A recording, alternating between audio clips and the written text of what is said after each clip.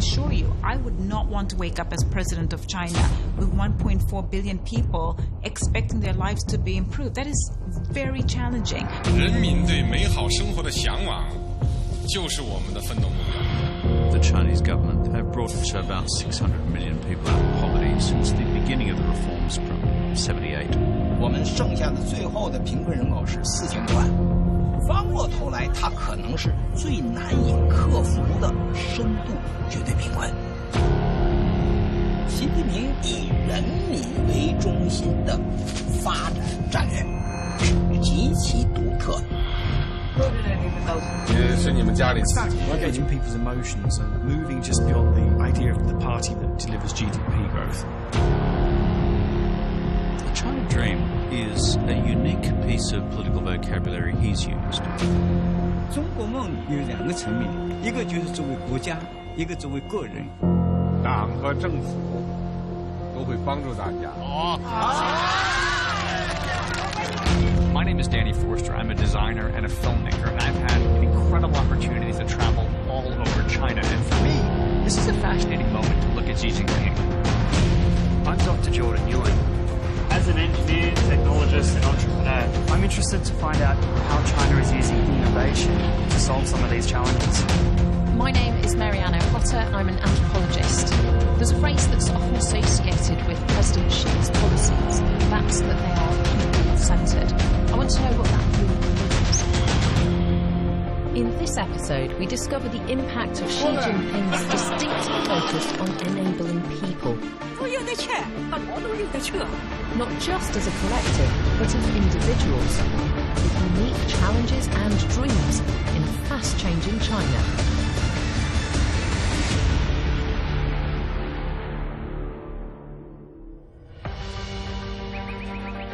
How can you have big dreams if you're worried about tomorrow? Can everybody participate in the Chinese dream? Take the story of Shi Pazhuan. Her husband's dead and her children have moved to the city. Her village, Shubadong, was once lost in the hills of Hunan province. For years, there wasn't even a road in. 改革开放以后，造成了很大的收入差异，农村啊、小城镇啊，被人们遗忘了。 They're familiar with income inequality throughout their history. They know that it's a big challenge. They're working on it.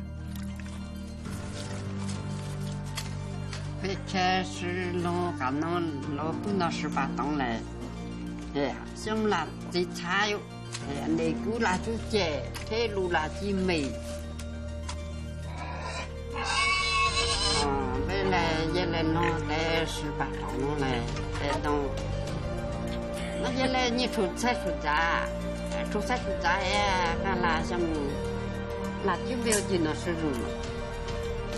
对，还生活啊，简单的过路，把都一类好地方，简单的过路生活。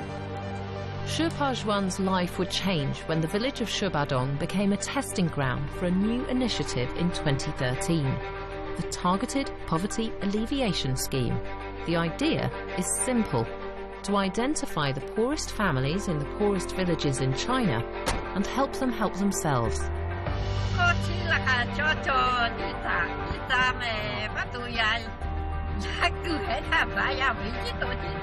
Rather than simply hand out benefits, the Poverty Alleviation Scheme asks poor villagers to take chances, be ambitious, pursue dreams. Which is why Mrs. Shi and her neighbours have ploughed a big chunk of the Poverty Relief Fund and their own money into a 160-acre kiwi fruits plantation. The first harvest is due in less than 3 months, and Mrs. Shi has come to check on her investment. Plantation manager Mr. Luo does the guided tour. Mrs. Shi cuts to the chase. 你的好多少？一年可能今年呢有1000把块钱样子，啊，等到升过期了就有5000了。为了开单弄，还不能多人拿呗，还都弄来就带路。为这么办也是家长派人，干你们干了谁也懂，买了小菜，你都给抽。我们在精准扶贫所遇到的最大的问题实际上如何对贫困人口扶志，就是你要有志向，要摆脱自己的贫困。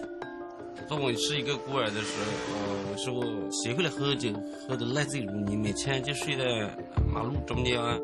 They're trying to allow more spaces for people to be economically autonomous and self-directing. 养蜂养了4年了，我们这里是最原生态的那个土蜂蜜。工作地帮我安排一个师傅，让我跟他去学，我学了半个多月。Every poor family in China has a dossier, a folder, and somebody's responsible. Even senior party officials from the province being assigned there and being responsible for 150 or 200 poor families. 去年我有2、3万，今年估计还要多一点。Every family has a plan, and that's the way their income can go above the poverty line. But targeted poverty alleviation focuses on much more than income generation.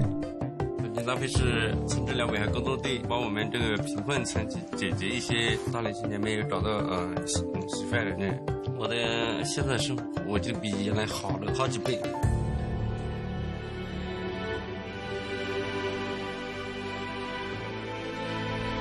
Though half of China's 1.3 billion people live in urban areas, more than 600 million live in the countryside. And to help them get better opportunities involves providing new infrastructure. The building of roads to the once remote village Shubadong has given its inhabitants a new way to make a living. In the past, few strangers found their way to Shubadong. Now they come by the coachload. Poverty Relief Task Force leader Wu Shewun says it's revitalizing the village. 15年前或者20年前，这个地方呢，可以说呢。我们现在用一句话怎么说呢？原来是穷山恶水因为这个里根本没有外人来过。那么现在的话呢，它就大不一样了。中国最美丽的乡村了，这是我们的目标。It's led to the renaissance of a centuries-old craft. The Miao have always embroidered their own clothes. Now, with the help of the task force, they've set up a collective to sell their work to visitors. So it's like if the ocean comes up, all the boats sort of go up. That's the general plan of economic development, and that makes sense. But President Xi has taken it to a new level and say, okay, now we've done that, but now there are still some people who, because of geography, maybe in mountain areas, or because they have infirmities or disease, that it's not going to work for those people. So we have to have a targeted approach. 同步前进，一个也不能少。In 2016, China spent more than $10 billion on tackling poverty. Since 2013, 60 million people have been raised above the poverty line. That's one person every 2 seconds. You have to admire the ambition of such a huge undertaking. And it seems right. With China's growing prosperity, the focus is to make sure that no one gets left behind. What's pretty impressive, to give the Chinese government their due, is that the remaining 80 to 100 million folks who are in poverty don't just slide off the political radar screen, they are central to the political narrative in China. 习近平以人民为中心的发展战略是极其独特，他对中国的经济发展提出了我要以GDP 论英雄，要以民生为英雄。来问问你。不能在安内，安内不能来不能在白中了，为小女白的业界不。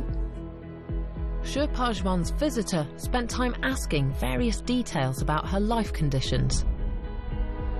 而且今年你起来呢，这就小女白的就要常务这就中，不留着可以讲好好来，别人就来不中这那也不只讲到高呀不解释，叫我们黑新闻就播呀，为是起初不用，我这眼不用，眼到你不能国家主席，中国啊，中央了。If you look at his speeches, there's a clear refrain that gets repeated quite often. He talks of people, he talks of poverty, and he talks of social justice. In the past 5 years, President Xi has made visits in 14 of the poorest regions in China. It's clear that Xi Jinping has an interest in the poor, but I wonder, where did that curiosity come from? I think one of the critical byproducts of China's newfound position on the world stage is that people are paying attention. So the things that Xi Jinping says, his philosophies, his strategies are of importance, not just to the Chinese people anymore. But what shaped Xi's approach to politics? How has his life experience prepared him to lead one of the world's emerging superpowers? Xi was born into an elite political family and educated in Beijing. But at the age of 15, he would experience dramatic change. He went down to a pretty remote area and kind of just mucked in. He had to kind of forget his elitist background. It's a very undeveloped area, so it was pretty tough. He was known as someone who did kind of cooperate and collaborate.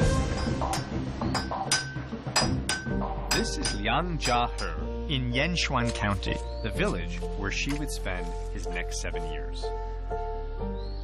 Local shopkeeper Liao Jinlian remembers Xi as a man who was happy to pitch in.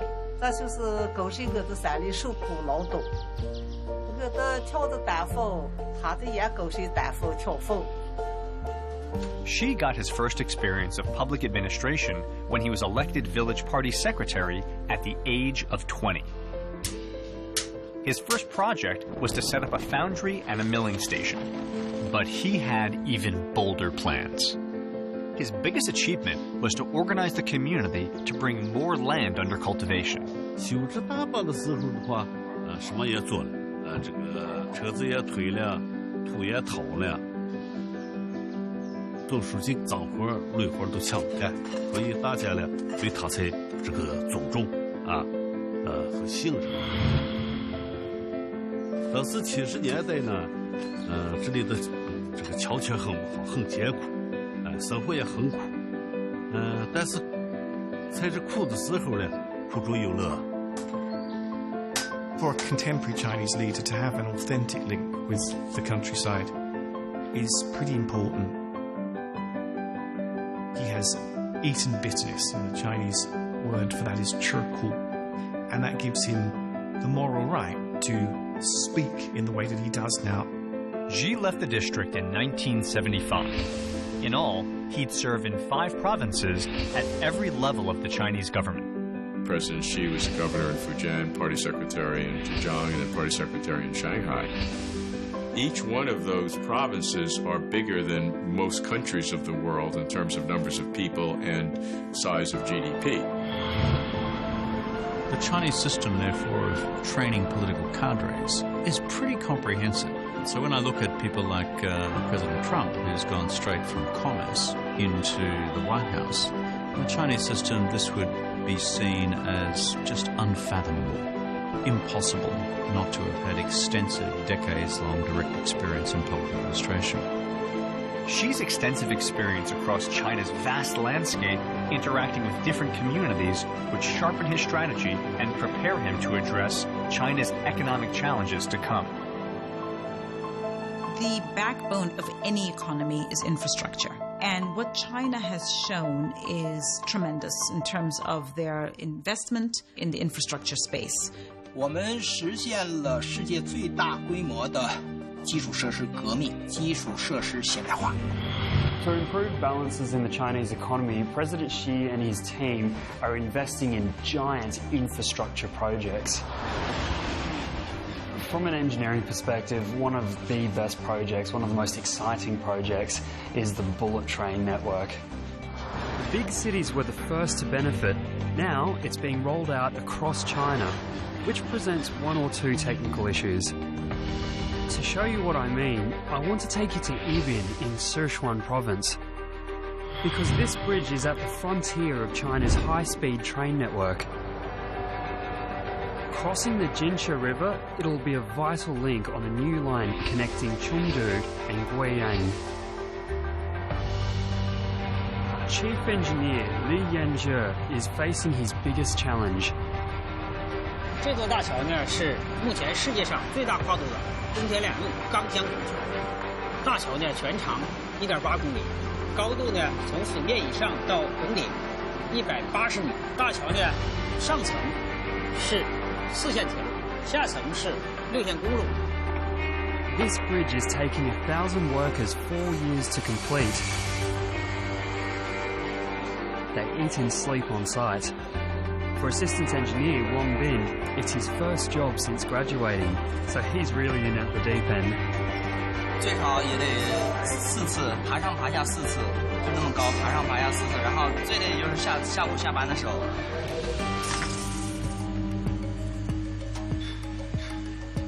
Today, 2 new sections of the arch are being brought up the river. They have to be hoisted up and slotted into place, but that can't happen unless the clouds lift. 天气的各种变化可能会有一定的工期影响，我们就像大风大雨风就不能起料。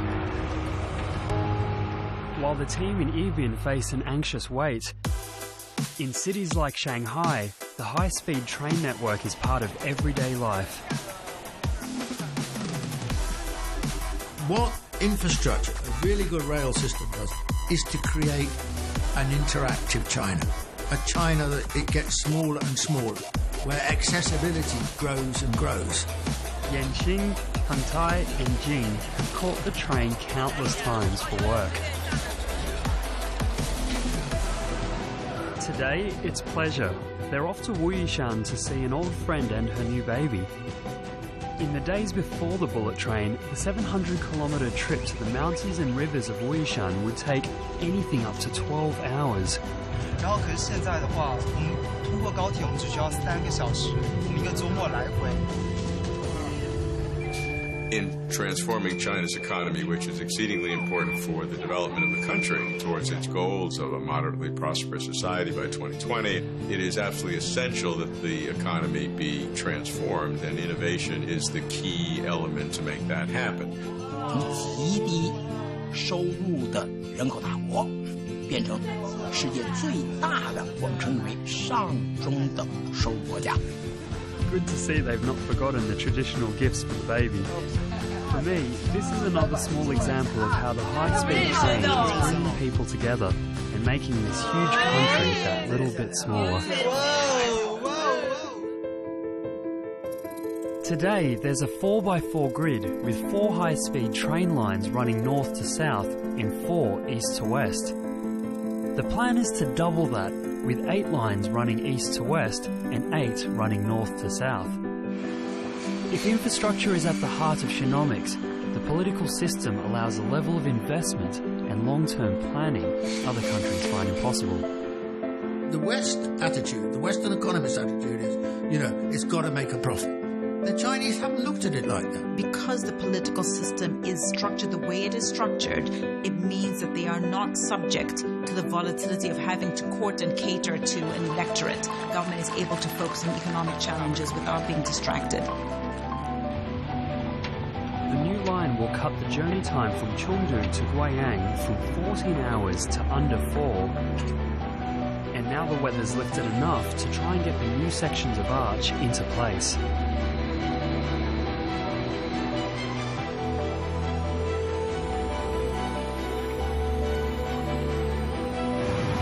把这个拱乐用蓝色起重机把拱乐起吊到拱乐上去。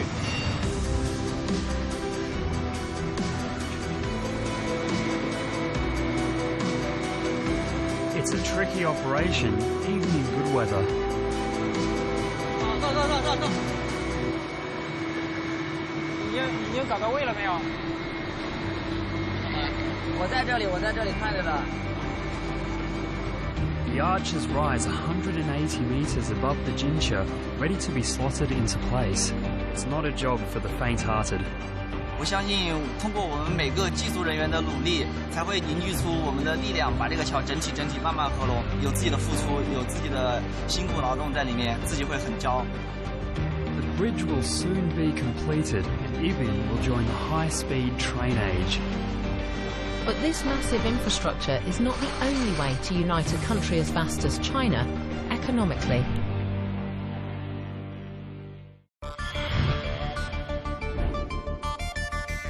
The gap between the cities and the countryside, the wealthy East Coast and the rest of China, is huge. And it's something that President Xi and his government talk about all the time. But it's easy to forget how big China is and how remote some of these rural communities are. Lo Wen is a village shopkeeper, and she knows that roads and railways aren't the only ways of connecting people. Technology has been a remarkable transformation of China. We're not talking about cars and trains, but it's really interhuman communications. 因此，它实际上是实现了一个非常好的一个互利共赢，就打破了所谓我们称之为区域的市场或者地区的市场，变成一个全国性的市场。 This is a really interesting idea that might help close that gap between city and countryside. It comes from a little village called Xiabu in eastern China. Home to around 2,000 people, it's a small market town full of buyers and sellers. But lately, the way they buy and sell has been changing. Mrs. Lo is the woman responsible. She's been running the local store for more than 20 years. Now she's embraced e-commerce and she's taken the village with her. 每天早上起来嘛，就是把店门打开，然后第二件事嘛，就是往手机上的店门打开。 The village shop is now a data-enabled, real-time responsive, globally connected e-commerce hub. Thanks to China Post and their Yuligo website, Mrs. Lo's customers can now buy almost anything from almost anywhere. 我买了那个丝袜和那个热水壶啊，那个两样。那他这里很方便的，我需要什么跟他说一下，然后他都会帮我找的。好，这样。 The role of innovation in terms of economic growth is absolutely critical. So broadly, Chinese people, commercially and economically, do have a lot of freedoms, and really encouraging them to kind of be entrepreneurial. Just outside Xiabu, Lo Shuishan is making oolong tea, the way he's been doing it for years. 老有个大金龙啊，但是一般来讲嘛，总是那个良益性，不要这个。那么个做一多点呢，反正要种良益性啊，这么大的要这两个量一下子的，一些这个叫量一下子的。 It may be grown and picked the same way, but what's new is what happens next. After bagging up the tea, he's heading to Mrs. Lo's shop. Not only can her customers buy, they can sell too. 俺小媳妇的店到过，一帮人过个告示，你洗个净的，一得到不然的恢复到，没管很多。要是几个我晓得个人，俺比如说像人家做一我玩意，记住呢我这一行感觉好做的，没得效啊。 Mrs. Lo weighs the tea and Shui Shan names his price. 这个作业俺买多少钱？ 我们都买200块。200块钱哦，那是我网高头买个说了，现在等200块钱嘛，40块包。The deal's done, and Mr. Lo's oolong is about to go live across China.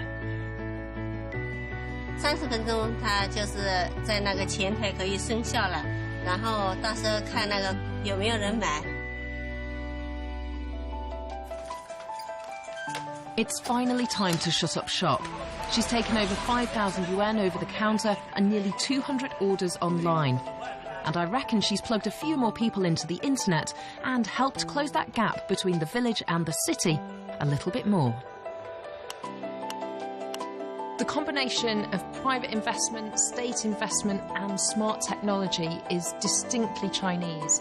And the fact that this initiative that is being rolled out in villages and towns across China just goes to show how far ahead these guys are. In 2016, rural e-commerce provided jobs for 20 million people in China. The equivalent of $758 billion was spent online here in 2016. That's up more than 26% on the previous year.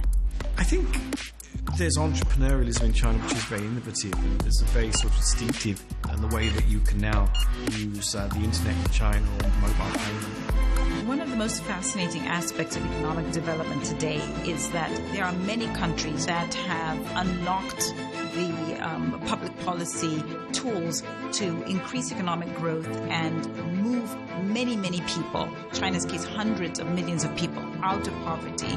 Average incomes have risen fast in China. Back in 1980, it was the equivalent of $300 a year.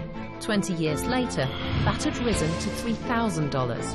And in 2017, average incomes are expected to reach $10,000 a year. Seeing China develop today is almost like seeing the entire landmass of America get redeveloped. You're really getting to see a country reinvent itself, reinvent its infrastructure, rethink its culture, and do so very quickly and very publicly. What I love about it is that there isn't whiplash here. Citizens who live in rural areas are moving to urban areas, and that means new housing as well.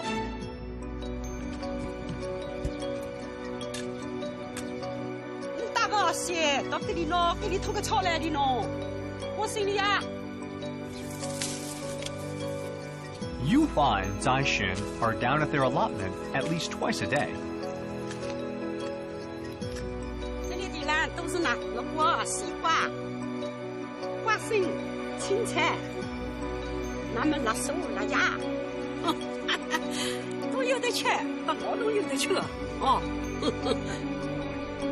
The couple have lived in Zhejiang province all of their lives. But 9 months ago, they moved into one of the most talked about housing developments in all of China. The Chinese government, they are renowned at sitting down a plan and going for it. How do they manage to do that? I think one of the reasons is when you've been growing, for quite a long time, you are habituated to change. You do know what change is. This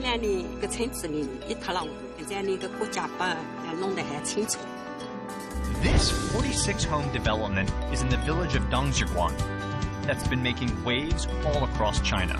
What's great about this project is that it looks great. It connects to the existing Chinese community, and the folks who live there can afford to live there. 我这里一个房子是去年到这里5年了，现在呢就是好弄好的清楚啊，那天等下咱们苍蝇的民众啊，就你们来他们来领都说我们福气好，这么好的房子等那个呢啊。实际上，我们强调的这个有恒财这个恒心啊，居住有机屋啊，都是中国以前传统文化的一部分。The Chinese are habituated to saving, and they are worried about not saving because maybe they won't be able to afford healthcare. All across the country, people are beginning to feel more financially stable. But China still faces the big issue of how to support its young people and its elderly. Any ambitious venture begins with small steps. Meet Dr. Zhang. He's participating in a newly established nationwide healthcare initiative. As an American, right now the discussion of healthcare is a major issue in my country. How a government chooses to care for its infirm is a huge issue. Now, think about China for a minute. We here have a population 4 times the quantity of America. So how that medical process gets streamlined has huge impacts for this country. China's demographics is a sort of massive problem. It's got an aging population. And then on top of that, as China becomes developed, it's becoming a country of greater instances of heart disease. So all of these are adding to the complexity of also trying to deal with wealth creation for all segments of society. To help combat this issue, measures have been taken to improve China's social welfare system. That includes a brand new health insurance program. My question is, will these be of sufficient scale and happening rapidly enough to preserve the sort of social and political stability the Chinese leadership wants? And that lies in their hands. 老百姓进行日改的时候，老百姓是强势化得到了什么？ Today, Dr. Zhang is on his way to an outdoor surgery in Leizhuang village. 我们国家到目前为止，实际参保人群是超过了95%。教了10多年学，现在呢年老了，任何的任务就下来了。你现在搞其他要吃饭不的？早一苦晚苦。哦，你爸爸没吃饱？过去嘛，这个老百姓可能有的个病都得钱看，现在不一样了，有你的病，合着医疗，然后像我1年只交了100块钱。2017年，我们国家财政对卫生的投入在1.4万亿左右，卫生费用占 GDP 的比重已经超过了6%。Healthcare efforts like these are significant in supporting the increasing population of the elderly, now almost 150 million. 最重要的就是中国在极短的时间内，将一个世界最大规模的绝对贫困社会构建成世界最大规模的全面建成小康的社会。他自己用他自己的话，他说肉都吃完了嘛，要啃骨头了啊！前面的好吃的肉都吃完了，我下面要啃骨头了，啃硬骨头了。To continue to build quality welfare services for all is a huge challenge. Without it, China's middle-income population cannot reach the next level. It's not just the building the pretty buildings and growing the economy, but it's people's lives that are most important. Why is this so important to President Xi? 中国人不是说不想消费，他是不敢消费，这就是个大问题。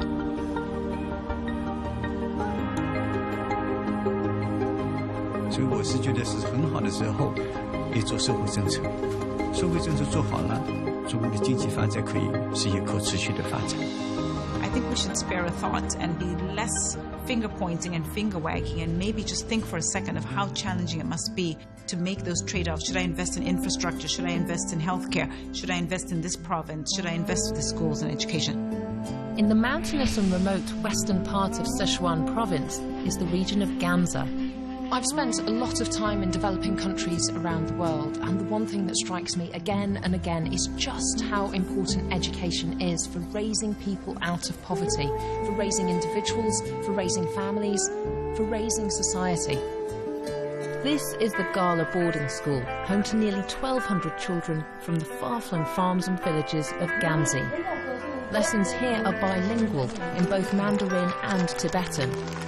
Children here receive 15 years free education, 6 more than elsewhere in China. For students like Yama Chunso, it's opened up a world of possibilities.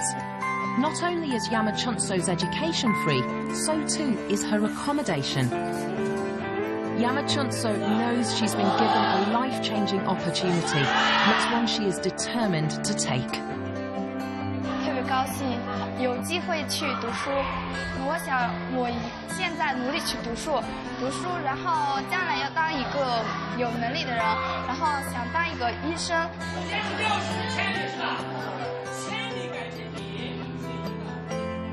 It's impossible in decades to create in rural areas the same services you have in the cities. But if I see my children having the same educational opportunity or close to that as the children of those who live in Beijing and Shanghai and other cities, then I feel better. Since 2013, $415 billion has been spent offering every child in China a minimum of 9 years education. 1.3 million new teachers have been recruited. 12,000 new schools have been built. It also needs to be about giving people opportunities to use those new skills and to use that education. So business development, improved agriculture, and opportunities to broaden their horizons. 何谓中国梦？我以为实现中华民族的伟大复兴，就是中华民族近代最伟大的中国梦。Everybody has a dream, but it's really in 2 parts. The country cannot realize its dream unless each of the people themselves are having their own dream. And everybody should have the opportunity. In Shizhou County in remote southwest China, the beautiful game has drawn young He Xinyi to not be afraid to think big. 我在队里踢了半年了，有时候打前锋，有时候打偏锋。 China is in love with football, but it's not all about bankrolling big clubs or buying foreign players. Football it's transforming the lives of thousands of young girls from rural China. It's taking them to the big cities and showing them a whole new future. 你为什么喜欢足球？因为我发现了，看见他们踢足球的很酷，而且有些女队员或者是男队员，他们都踢到重庆去过。我也想踢足球，然后我也想踢到重庆去。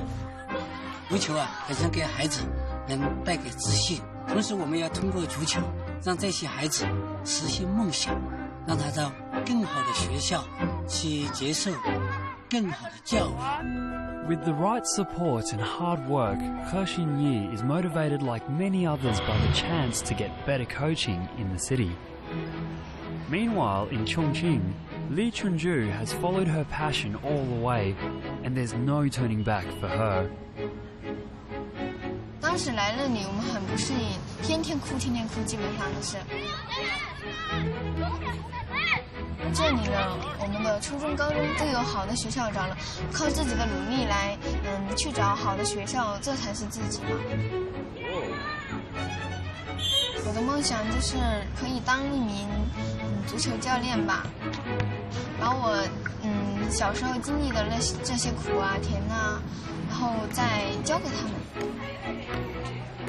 中国梦, as she thinks out one side of her mind, the China dream, or the Meng, my dream. And so what the Chinese authorities are seeking to do is to say that you can have a big dream for your aspirations in life and who you want to be as a person. But remember, there is this big dream for the country as well. Wherever you go, the phrase "the Chinese dream" keeps cropping up. A billion different people, a billion different life stories. Dong Ying is an accomplished musician with an international reputation who plays an ancient Chinese instrument called the sheng. She's also travelling around Beijing introducing traditional classical music to the next generation. 这个字儿的右边有很多像栅栏一样的啊，其实你看看它就很像是把它当成一个土地的话，孕育出来很多很多的植物，对吗？ 其实给孩子们上这样一种音乐普及课，不光是为了让他们了解这样一件乐器，也是为了让他们多多的去接触这种传统音乐。因为只有孩子们去喜欢它，然后去接触它，去学习它，才有往后的传承。 Listening intently is 11-year-old Hua Qi. Later that evening, back at home, her father asks her about Dong Ying's visit. 那这个就那个声是吧？ 你喜欢他什么呀？我喜欢他吹那个声音。老师给我们吹那个凤凰展翅的时候，我觉得那个声音特别的好听。Hua Qi and her father regularly go to the weekend concerts at the National Theatre for the Performing Arts. I think that Xi Jinping wants to persuade the Chinese of the capacity of the Chinese to modernize not just with material products, but in every area of culture. We can do it our way.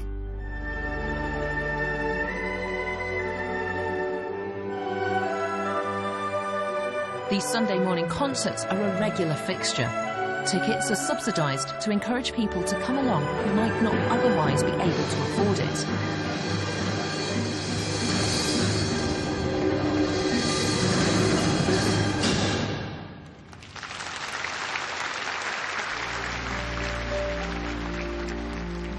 What an unusual and beautiful instrument, and it's inspiring to see the efforts being made to engage young people in traditional Chinese music.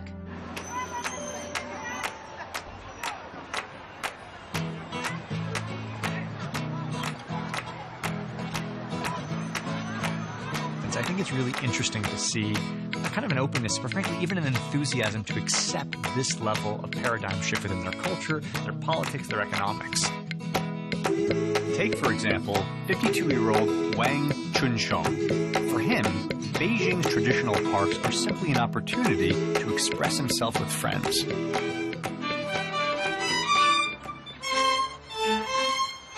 大家有分拉错了有1个2个音也没关系，只要大家能开心就好。From the sound of music to the sound of busy traffic, cab driver Wang effortlessly moves between these two worlds. 我在北京开车已经有这个20多年的历史了。我小时候的梦想是盼着什么时候自己能有这么一把琴。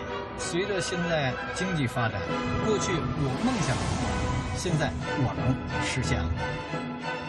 Each of these dreams, no matter how personal, plays its part in China's ever-evolving journey.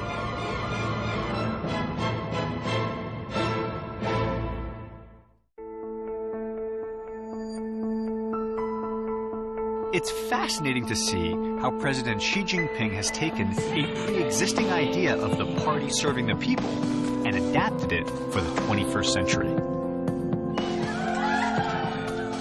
所以说，它不是一般的政治口号，而是实实在在的一个我们说行动方案。We want to set realistic goals, and we want everybody to participate. We don't want great disparities in wealth. That's the Xiaogang, or moderately prosperous society. China comes from a very different tradition to the Western tradition. So the way it thinks about these things is very different. The internet age isn't always impersonal.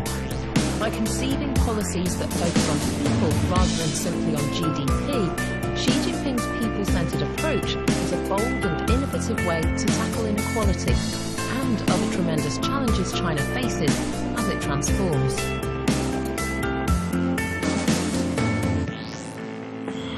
The real kind of focus is on creating a more appealing emotional message, and that is about good quality environment, own their own place, know that tomorrow will always be better than today. All of the things that were promised before now finally seem to be happening. Through many small but firm steps, a renewed vigour has gripped much of China today. Xi Jinping is a leader who dreams very big dreams. What then does the near future hold for the People's Republic? Clearly, at a time when Western countries have become the richest that they have become, while income inequality is at its worst, and having China engaging as a big global player with a different ideology, I think is beneficial for humankind.